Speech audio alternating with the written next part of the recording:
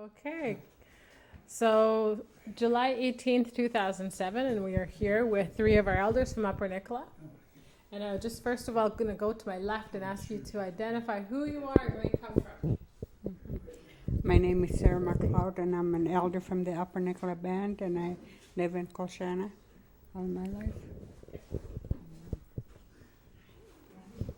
I'm Josephine Saddleman. I'm an elder from the Upper Nicola, and I do live here on the reserve.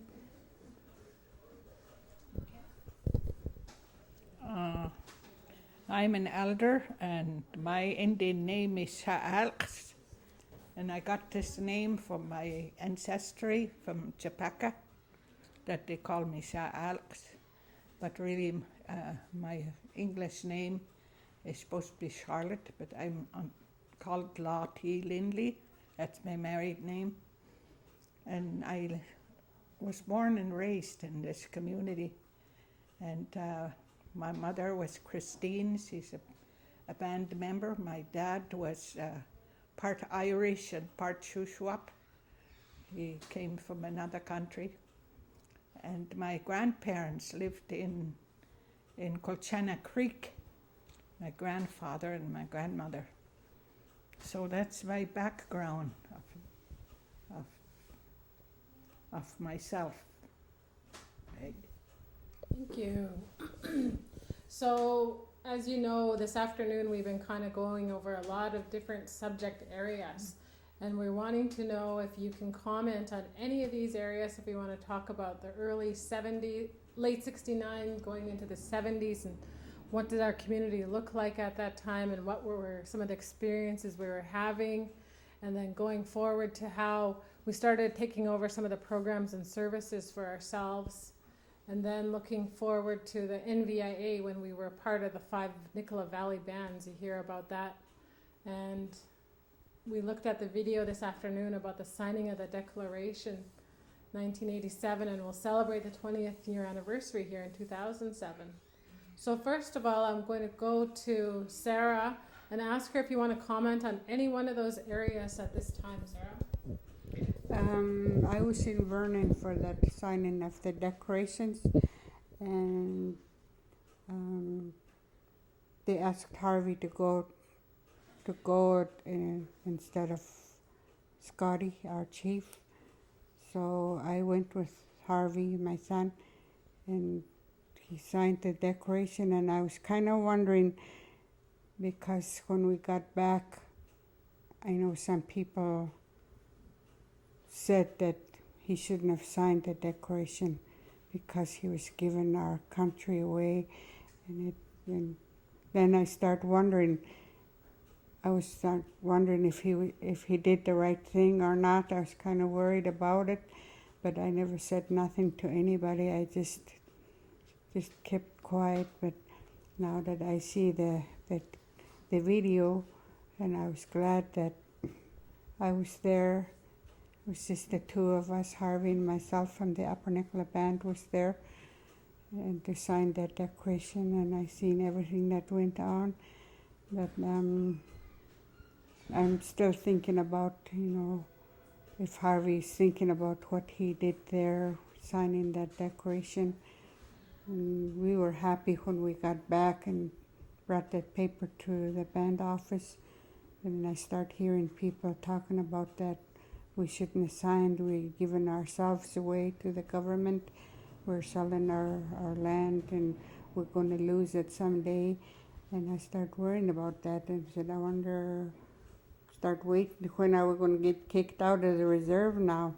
But after all what I seen there, and I'm quite happy with what I learned at that time. I was just there and just watching, but when I seen the video, I learned a lot from it, from what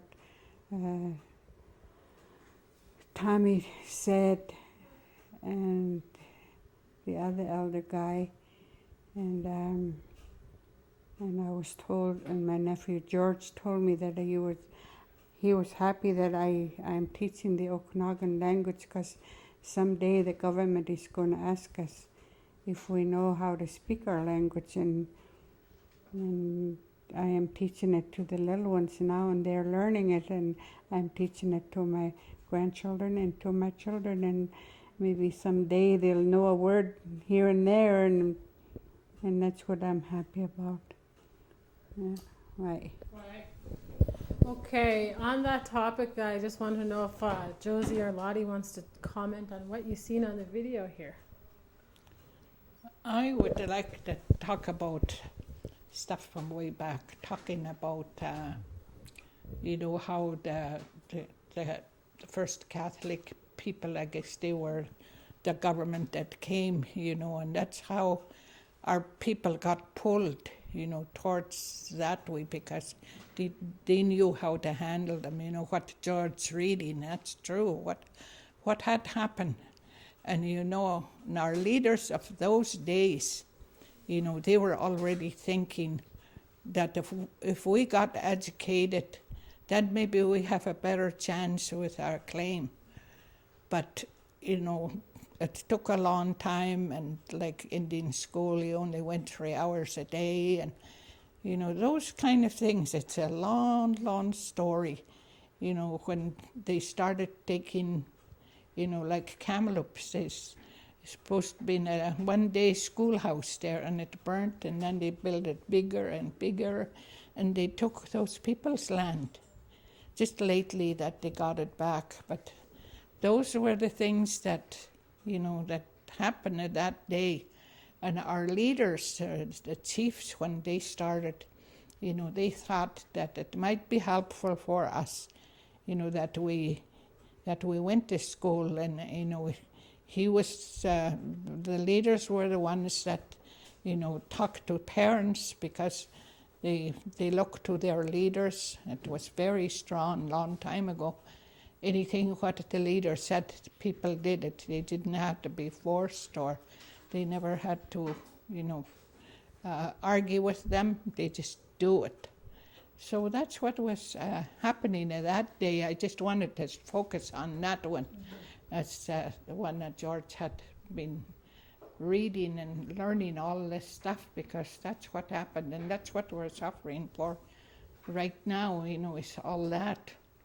But it's hard for us to, some of us are so mixed up, we don't know where to turn, and a lot of the things that's happening today is so different from a long time ago.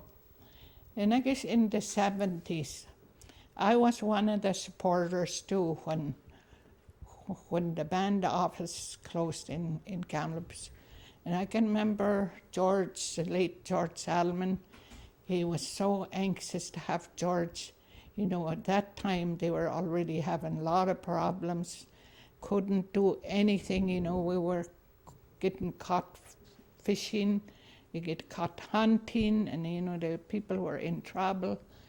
And he was so anxious to get George in, because he was educated, and I think that must be the happiest time of his life,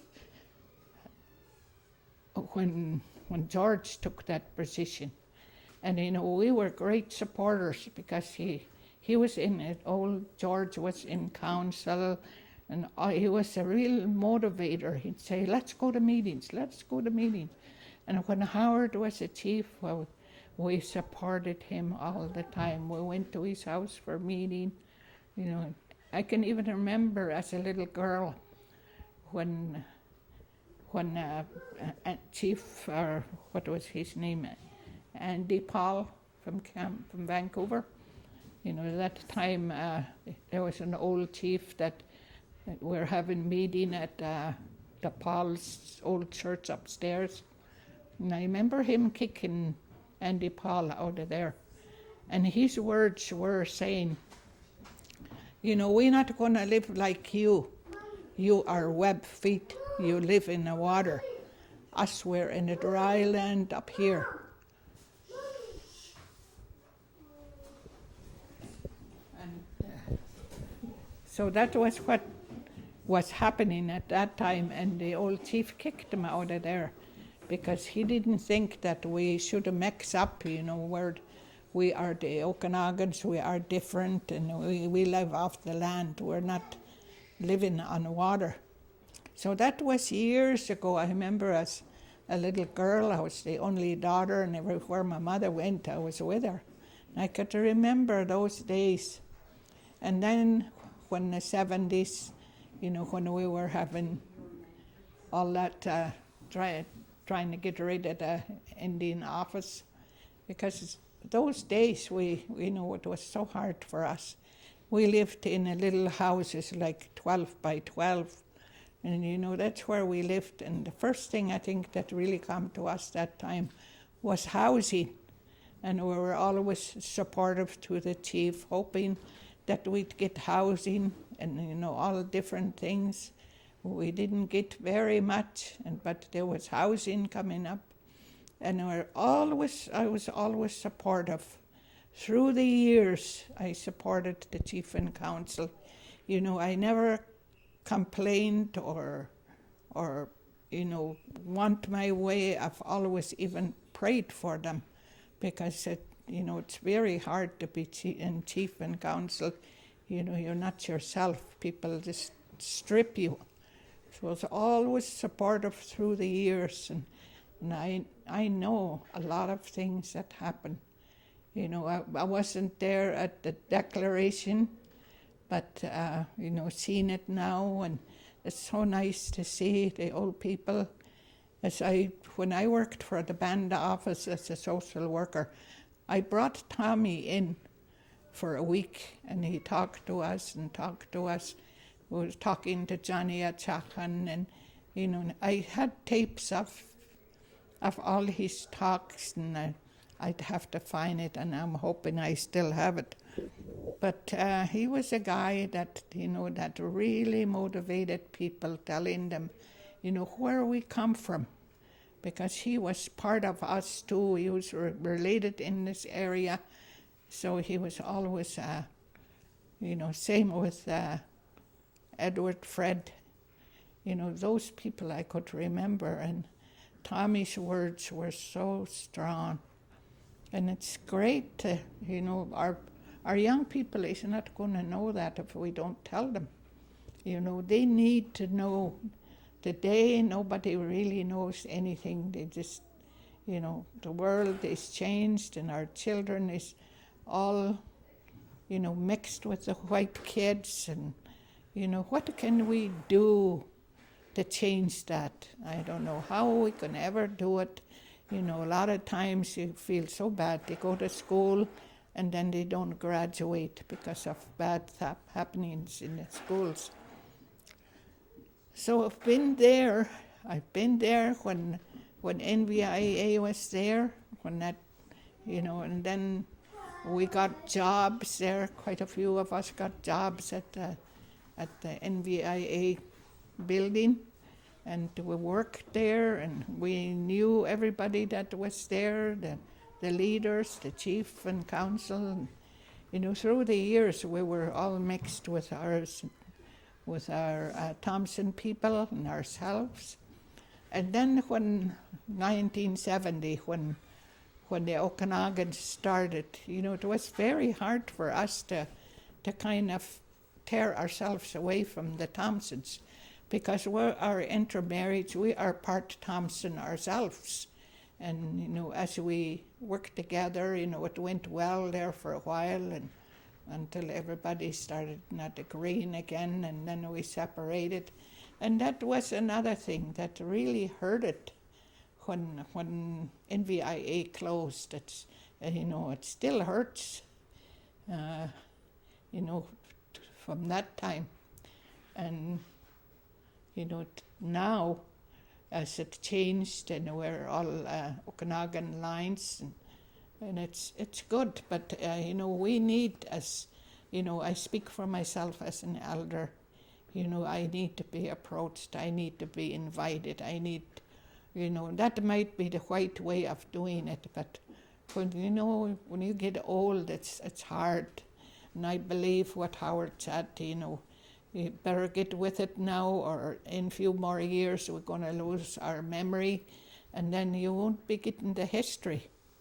And right here as Upper Nicola elders, we get together all the time. We formed an elder And we come together all the time just to be together. We don't have big businesses. If people come to ask us questions, we answer them and we try our best. We don't know it all, but we try.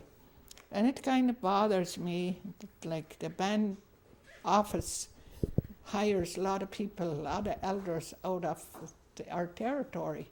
You know, that's like stepping over us and hiring somebody to do stuff, and we're still here, we're still waiting, and, you know, really willing to tell stories and to tell what I've known since 76 years I've been here in this community. I guess I kind of come to around the late 30s, and the things that I know that was talked about with horses and buggies, and you know, there was hardly anything at that time.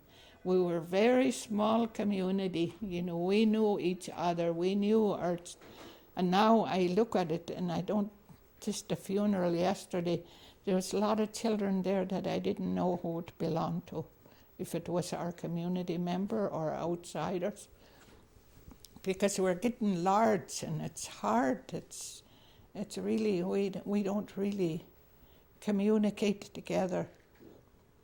And I don't know what can bring us together. I don't know what can, because of, you know, bad influences, I guess.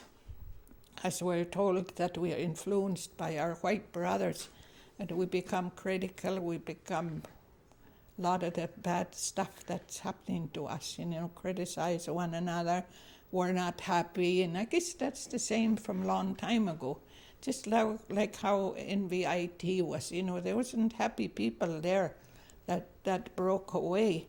And, you know, it still goes on today, and I think we're kind of maybe saying the four corners, we're all different in each bunch. We don't communicate, and I'm so glad you guys come and show us this, ask us questions how we're feeling, because we do have feelings, and we, as elders, we relate back to the years that we know what was going on. It's so different today. It's a fast pace. It's hard to get to know. Sometimes it's over before somebody will say, oh, this was happening over there. And it's hard for me to get around, you know, because I'm getting crippled up, and it's hard for me to, you know, but I'm willing, I'm open for, you know, if anybody wants to know stuff, especially doing the, you know, the family trees. I was thinking of yesterday, you know, if they only knew where all they're related from, you know, it's good because I know my background. I know my grandfather from Chapaka. I'm in the 7th generation. That's how long that I know where I come from. And you know, the kids need to know because they get mixed intermarriage and they don't even know they're related. And it's not good. Our people from long time ago, they never wanted that. They never wanted anything like that because that was their belief. You know, they didn't want any relations to. So all through this, you know, right to today, you know, we're hoping that, you know, we'll never lose grip of our land that we live in. You know, I've come through the land when we lived off the land, fishing and hunting hunting birds and hunting groundhogs and just picking roots, picking berries. And, you know, I think of it now, you know, and think, oh, what the kids are wasting time. I'm even thinking of Shia. I can't even go and pick out there. I just watch them and see them there, you know, and you don't know till you get there as an elder how helpless you can get. Everybody's busy around you. You can't just say, well, do this for me and do that for me. Everybody's working. Everybody's on a fast pace. And so that's the thing that I remember as an elder. You know, I remember things from years back. I remember from maybe late 30s right to this day, and I still think my mind is clear to tell stories, to tell whatever is needed. I don't hold that back. I want to help people because I have a lot of grandchildren, I have a lot of great-grandchildren. So those people's going to need all this, you know, down the road. I don't know what it's going to be like. I'm so happy we finally have a health place here now, you know, because that's another thing is the health and you know, the drugs and all the stuff that's happening. What is it going to be later down the road with our children? Are they going to be sitting like us and talking about land? You know, they're not going to live normal because their minds are just gone. And, you know, we may say we don't know nothing about it, but a lot of times, you know, they come in and give classes on what those things do to a human being. And, you know, and another one is the relations the relations together that get together and have children, so they bring up children that is not right, you know, because they say if it's that way, it's not on the outside, it's inside. So those kind of things that really bothers me, because our grandparents told us that, and they made sure that they told us, you know, just kind of hammered it in. You know, our grandparents telling us what to do and what's right and wrong, and, you know, all through that. And it's so hard now that kids go to school, they don't even listen to grandma and grandpa anymore. So that's what you know, my words, I know all that, you know, that 1987 and all through those times. But I hope with you young people working and work hard, and maybe we'll get a footing somewhere, because it's getting harder and harder. You know, we sit right here and we see the cars going by right in front of our reserve. The trucks, you know, they will not listen to us. Our kids is going to be smashed on this road because there's the lake and the kids go swimming and running back and forth while these trucks go by, you know. Myself and Dean Tom, we've been going to meetings on highways, and you know how they are, they would not listen. They listen to Colchana Cattle over here, Guy Rose, he has his slow down from way down because he owns the hotel, but you know, for us here to watch this, they never, you know, and they have signs, kids playing, but the trucks just fly through here. So, you know, that's just how much they think of us, you know, they're busy with their businesses, and I guess talking about the railroad, you know, they shut down the trains, and now the trucks is the ones that's running. And you know, those trucks, they know, they built the new road over the other side, and they wouldn't take that climb, so they come through here, and it's nothing we could do about it. Sometimes I think we should go to road blocking again. Because we did, remember the year we did, George and Gordon and myself, we got flooded out. We were stopping cars. Boy, they didn't like that, but we stopped them. So anyway, anytime you need, you know, just my words, I'm willing to help in anything. If I can remember stuff, I can share it. Yeah, so thank you for, you know, for me to tell you stuff. It's great. Right.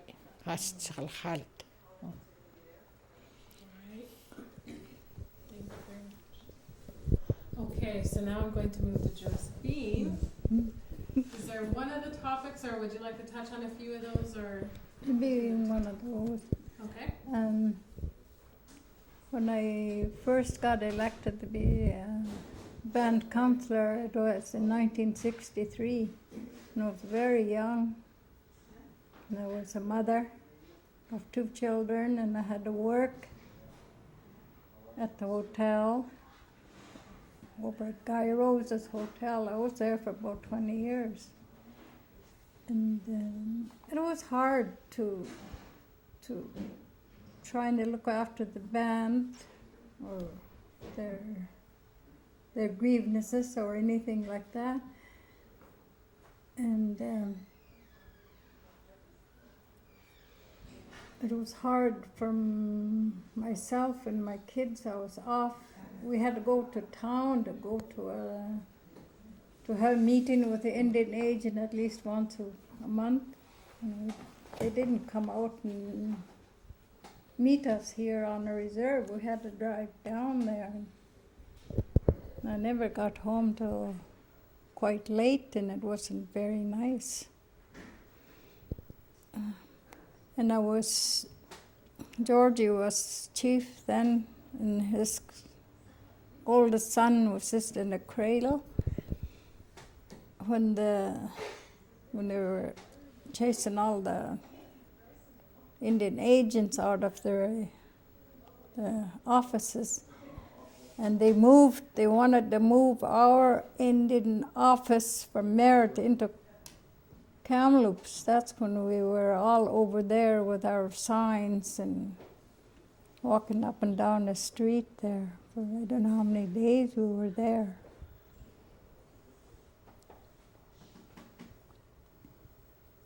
So, and then when I was growing up as a small child, we were a big family.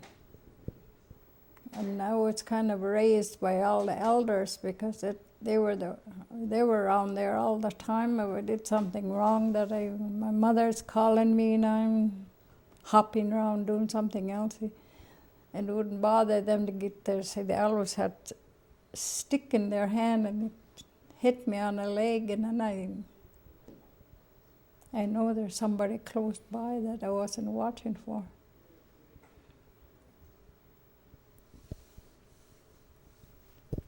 And the Okanagan Tribal Council, I know they were talking about that for quite a while, and then they did go and have that gathering. I don't think anybody went. I didn't even know about it till after it was all over. But all through my life, I always kind of liked the our children go get an education. I figured that was the biggest thing for us. And I was always telling them, you don't sit around after you get through high school. Try to get into an institution and finish your schooling. And I did teach Okanagan language for a while when the teacher was the late Amy Tom. She was kind of sickly. And I know there were people that were on the reserve. They didn't like the way the language was being taught, and I know how to speak Okanagan. So I helped her out till she never got better anyway, so I got Laura to go in there. I told Laura, you get in there. You've got education, you know how to teach, you know these big words, and you know what they mean. I left from there. I couldn't go back to work again anyway. I was 65 and I can't jeopardize my old age pension if we ever had a job somewhere.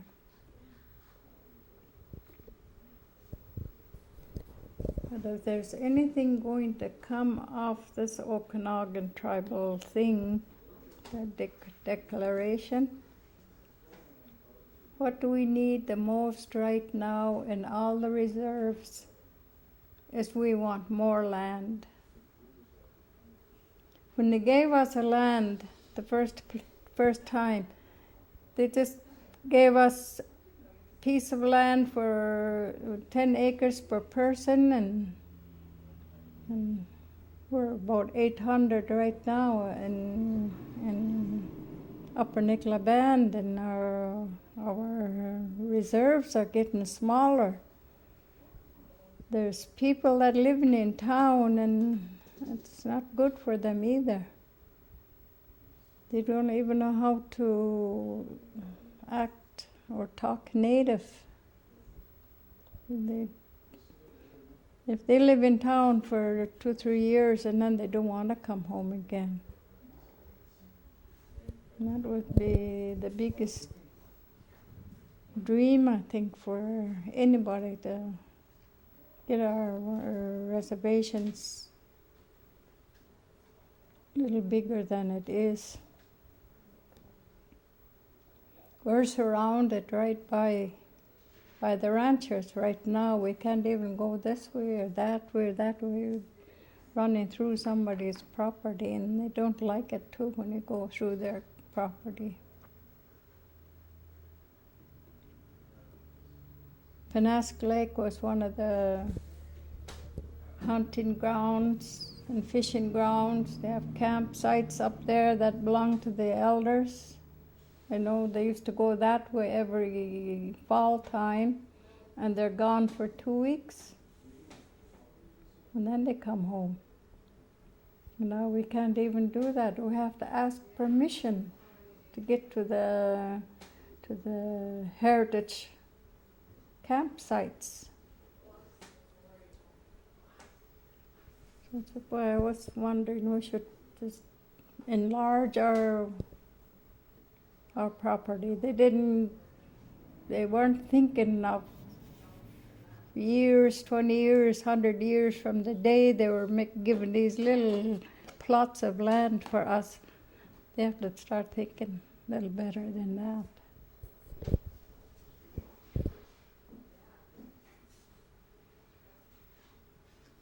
And other than that, I can't remember anymore. Our identity, again, that's... We went to the Indian residential school. We can't talk our language to each other.